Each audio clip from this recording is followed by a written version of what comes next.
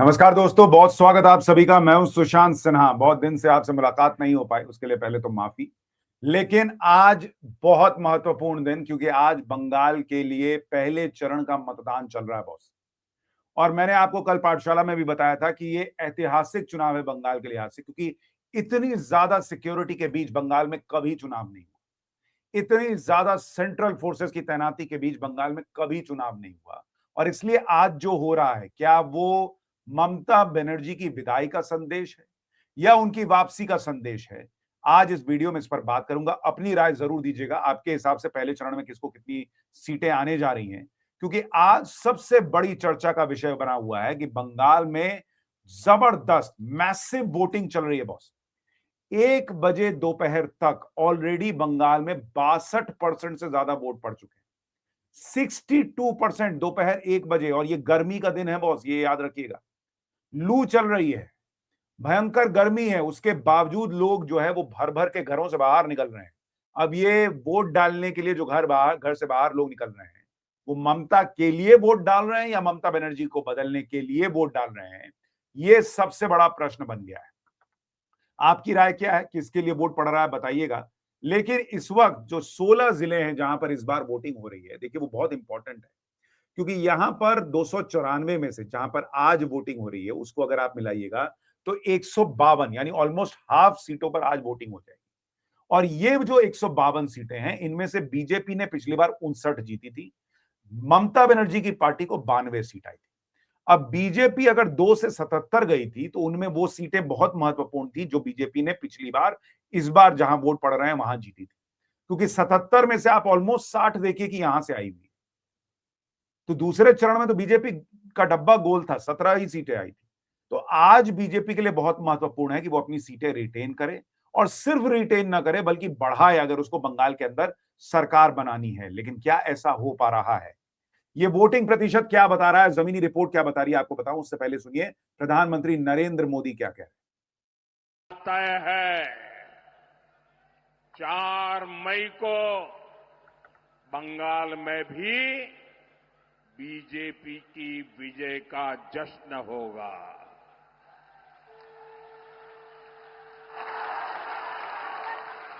मिठाई भी बटेगी और जालमुरी भी बांटी जाएगी। यानी प्रधानमंत्री नरेंद्र मोदी कॉन्फिडेंट है। वो कह रहे हैं कि इस बार दीदी गई। लेकिन देखिए, ये तो पिछले बार भी बीजेपी ने कहा था, इस बार की स्थिति क्या है ये बहुत महत्वपूर्ण है। और आप आज के लिए जो वोटर टर्नआउट की बात हो रही है, इसलिए बहुत महत्वपूर्ण हो जाता है, क्योंकि एसआईआर होने के बाद ये पहला चुनाव। तो अगर आप देखेंगे कि पिछली बार जो 11 बजे तक वोटिंग प्रतिशत था वो 36% था, इस बार वो 41% हो गया। 1 बजे तक जो वोटिंग प्रतिशत था वो 62% चला गया, जो कि पिछली बार 54-55% के आसपास था।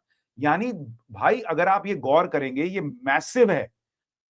मतलब अगर आप कंपेयर कर रहे हैं, देखिए हालांकि पिछली बार 8 चरणों में मतदान हुआ था, ये भी आपको ध्यान रखना होगा, लेकिन इन्हीं सीटों को मिलाकर अगर आप देखेंगे फर्स्ट फेज में, तो भाई 7-8% का गैप आना ये बहुत बड़ी बात होती है। और इसलिए इस वोटिंग प्रतिशत को समझना बहुत बहुत महत्वपूर्ण है कि ये किस तरफ जा रहा है। क्योंकि ये तब भी हो रहा है, आप देखिए ये सारी चीजें तब हो रही हैं जबकि वहां पर हिंसा की भी खबरें हैं। ये सारी चीजें तब हो रही हैं जब वहां खुद अमित शाह डेरा डाल के बैठ गए हैं। अमित शाह वॉर रूम जो बीजेपी ने तैयार किया है कोलकाता में, वहां खुद बैठे हुए हैं जब वोटिंग चल रही है, और एक एक जगह से बाकायदा रिपोर्ट ले रहे हैं। तो इसलिए मैं कह रहा हूं कि ये चुनाव जो है ना, वो अभूतपूर्व है। ऐसा बंगाल में कभी चुनाव बंगाल के लोगों ने भी नहीं देखा और देश ने भी नहीं देखा। लेकिन जो देश ने देखा है वो फिर से बंगाल में कुछ हिस्सों में दिखा है। जैसे कुमारगंज में भाजपा प्रत्याशी पर हमला हो गया, मुर्शिदाबाद में पथराव हुआ है, लाठीचार्ज हुआ है, हुमायूं कबीर के समर्थक और टीएमसी के कार्यकर्ता आपस में भिड़ गए हैं। तो इतनी सुरक्षा होने के बावजूद इस तरह की खबरें आ रही हैं जो बताती हैं कि बंगाल में टीएमसी बीजेपी सब पूरा जोर लगा रहे हैं, और जो बंगाल का कल्चर है हिंसा वाला, वो पूरी तरह से इतनी फोर्सेस के बावजूद भी खत्म नहीं हो पा रहा है। और इसलिए अगर आप देखेंगे कि जैसे बीजेपी कैंडिडेट पर हमला हुआ, जरा आप तस्वीरें देखिए,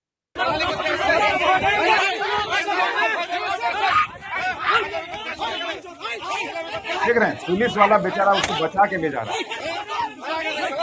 ये बंगाल है और बंगाल का हाल है, ये देखिए।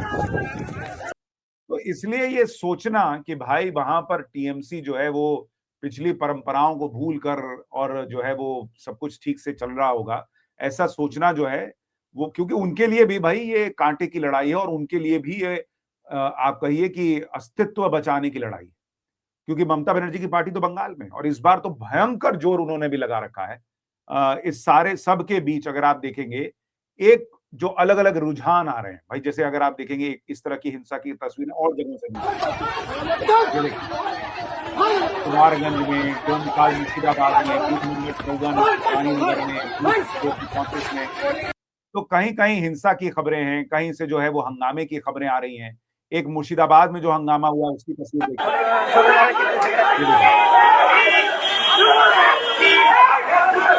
ये कहा जा रहा है मुर्शिदाबाद में जो हुमायूं कबीर है उसके समर्थक और टीएमसी के समर्थक आपस में भिड़ रहे।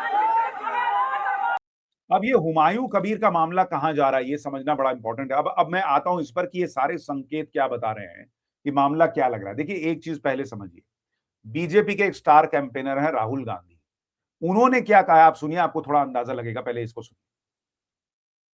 अगर ममता जी ने साफ सुथरी सरकार चलाई होती, अगर ममता जी ने बंगाल को पोलराइज नहीं किया होता तो बीजेपी के लिए रास्ता नहीं खुलता। भाई और बहनों, कांग्रेस पार्टी बीजेपी से लड़ती है और बीजेपी जानती है कि कांग्रेस पार्टी ही बीजेपी को रोक। तो राहुल गांधी ये बता रहे हैं कि ममता बनर्जी की सरकार भ्रष्ट सरकार थी, पोलराइज करने वाली सरकार थी और बीजेपी के लिए रास्ता नहीं खुलता अगर ऐसा नहीं होता। यानी वो खुद मान रहे हैं कि बीजेपी के लिए रास्ता खुल गया। तो इसको लोग सोशल मीडिया पे कह रहे हैं कि पहला प्रेडिक्शन तो यही आ गया जो राहुल गांधी ने कर दिया है। लेकिन आप सोचिए कैसे गठबंधन के साथी हैं, इंडी गठबंधन में, और जब दिल्ली में चुनाव हुआ तो केजरीवाल को भ्रष्ट बता रहे थे, अब बंगाल में चुनाव हुआ तो ममता बनर्जी को भ्रष्ट और पोलराइज करने वाला बता रहे हैं। ये तो खुद अपने दोस्तों के लिए गड्ढा खोद देते हैं, अपनी पार्टी का नहीं, अपने दोस्तों का के लिए भी गड्ढा खोदते हैं, ये तो क्लियर है। तो पहला रुझान इसको बताया जा रहा है। दूसरी तरफ आप देखिए कि जो सेंटिमेंट है कितना हाई है इस बार, क्या हिंदू एकजुट होकर वोट डाल पाएगा। जैसे एक वीडियो आपको दिखाता हूं, छोटा बच्चा क्या कह रहा है ये भी सुनिए। ममता तेरी जाल में 4 मई को कमल खिलेगी पूरा पश्चिम बंगाल में है जिगर में दम, कमेंट में लिख दो हिंदू है हम, जोर से बोलो जय श्री राम। तो इस तरह के वीडियोस भी चल रहे हैं कि भाई हिंदू एकजुट हो रहा है, लेकिन क्या वाकई ऐसा हो रहा है? क्या ये जो बड़ी संख्या दिख रही है वोटर्स की, एक चीज बहुत गौर कीजिएगा, ये वोटर जहां पर टर्नआउट बढ़ रहा है इनमें से ज्यादातर इलाके ऐसे हैं जहां पर एसआईआर का प्रभाव है। तो क्या जो लोग एसआईआर के बावजूद जिनका नाम आया, जिनका कट गया, उनके अपने करीबी लोग जो हैं वो जा के और ज्यादा वोट दे रहे हैं? ये कुछ प्रश्न हैं जिनको आपको समझना होगा कि आखिर मामला जा किधर रहा है। जैसे अगर आप इसको देखेंगे कि बंगाल में मोटे तौर पर वोटिंग प्रतिशत आप देखेंगे वो हाई रहता है। 2021 में ऑलमोस्ट 83% वोटिंग थी, 2016 में भी ऑलमोस्ट 83% के आसपास थी। तो 83% वोटिंग बंगाल में होती ही होती रही है।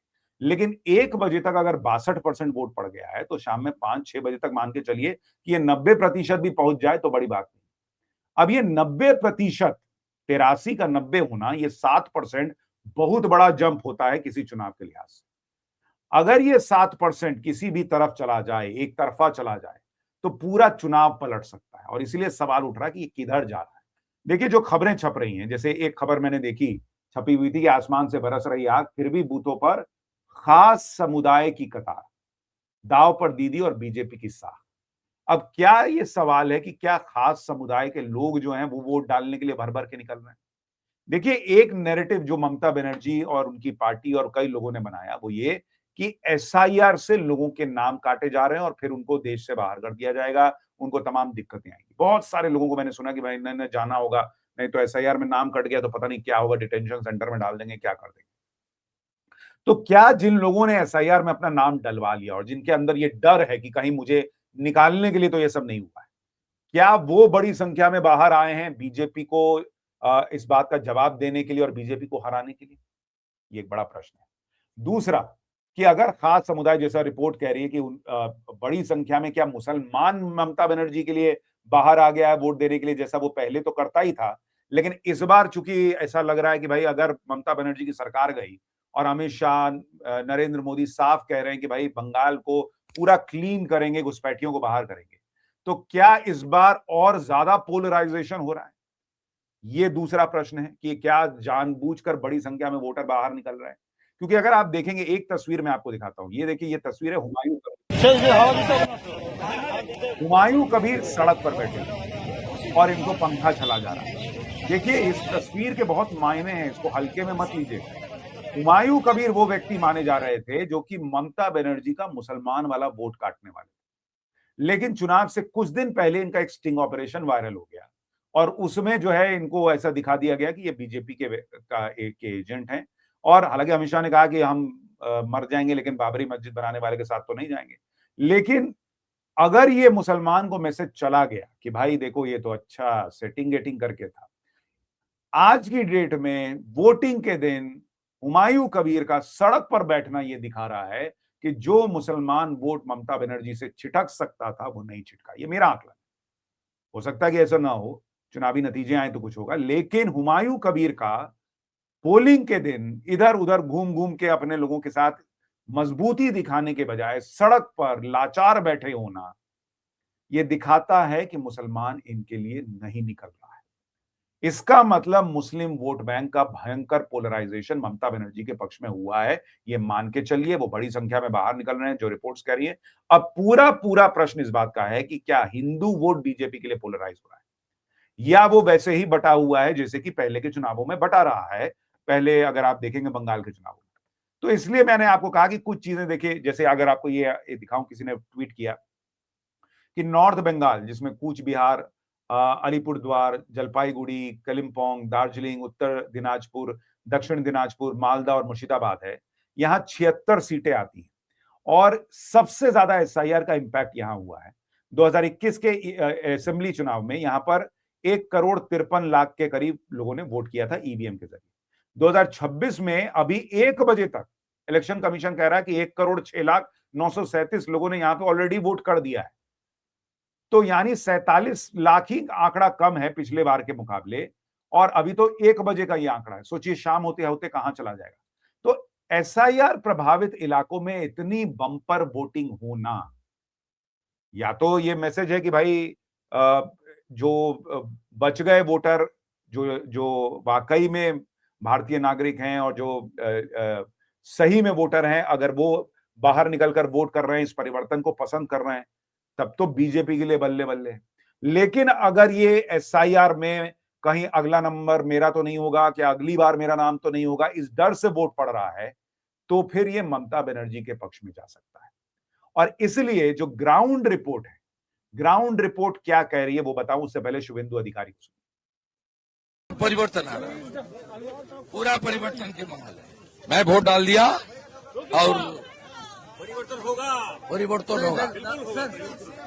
यहाँ हिंदू जो हमारी दीदी बहनें रो रहा है, जो इस बार परिवर्तन नहीं होगा तो बंगाल का सनातन खत्म हो जाएगा। देखिए, बीजेपी बार बार कह रही है, शुभेंदु अधिकारी कह रहे हैं कि भाई अगर परिवर्तन नहीं हुआ तो सनातन खत्म हो जाएगा।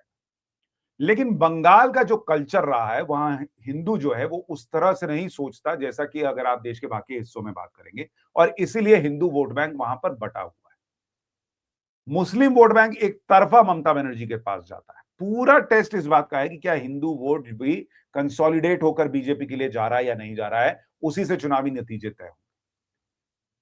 और क्या वो हो रहा है नहीं हो रहा है, जो ग्राउंड पर लोग हैं उनको भी नहीं पता। मैं आपको क्लियर बता रहा हूं, बहुत सारे लोग ये कह रहे हैं कि बीजेपी कड़ी टक्कर दे रही है, पूरी मेहनत कर रही है, बीजेपी इस बार इतिहास रच दे तो आश्चर्य नहीं होगा। लेकिन फिर लोग ये भी कहते हैं कि बंगाल का कुछ नहीं कह सकते, क्योंकि यहां लोग मुंह पे कुछ बोलते हैं और वोटिंग में कुछ करते हैं, क्योंकि लोग डरे रहते हैं तो खुल के नहीं बोलते हैं कि यही करने जा रहा हूं, हाँ देखेंगे, अभी करेंगे, हाँ बीजेपी को दे देंगे, अरे नहीं टीएमसी को भी दे सकते, इस तरह से बोलते हैं।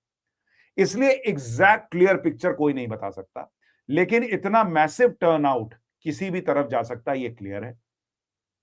दूसरा कि बहुत संभव है कि एसआईआर को लेकर जो रिजेंटमेंट है उसकी वजह से मुस्लिम वोट बैंक हुमायूं कबीर की तरफ भी ना जाकर फिर से ममता बनर्जी की तरफ गया है। तीसरी बात कि क्या एसआईआर के विरोध करने वाले ही बड़ी संख्या में निकल रहे हैं, अगर ऐसा हुआ है तो फिर ये ममता बनर्जी के लिए फायदे की बात है, और अगर ऐसा नहीं है तो बीजेपी को इस बार बड़ी और मैसिव जीत मिलेगी, जो कि हो सकता है। लेकिन बंगाल को क्लियरली प्रिडिक्ट करना आज की डेट में बहुत मुश्किल है। आपकी राय क्या है, कमेंट करके जरूर बताइएगा। बाकी शाम तक आंकड़े आएंगे, ग्राउंड रिपोर्ट्स आएंगी, तो पाठशाला में आपको और बताऊंगा कि क्या लग रहा है इस बार पहले चरण की वोटिंग में क्या हुआ है। नमस्कार।